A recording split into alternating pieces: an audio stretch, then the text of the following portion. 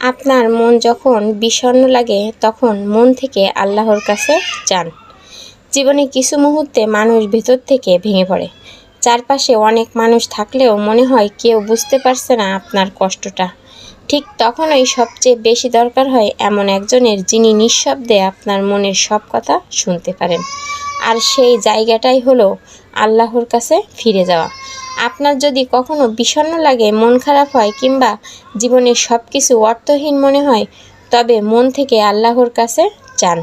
মানুষের কাছে সবসময় শান্তি না মিললেও আল্লাহর কাছে গেলে মন হালকা হয়।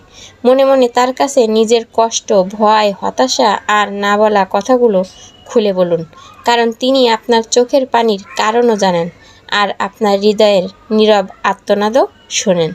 মনে রাখবেন, অন্ধকার যত গভীরই হোক না কেন, আল্লাহর রহমত তার চেয়েও বড়। তাই হতাশ হবেন না। নামাজ, দোয়া আর বিশ্বাসের মাধ্যমে নিজেকে আবার নতুন করে গড়ে তুলুন। একদিন ঠিকই বুঝতে পারবেন যে কষ্ট আপনাকে ভেঙে দিতে চেয়েছিল, সেটাই আপনাকে আল্লাহর আরও কাছাকাছি নিয়ে এসেছে।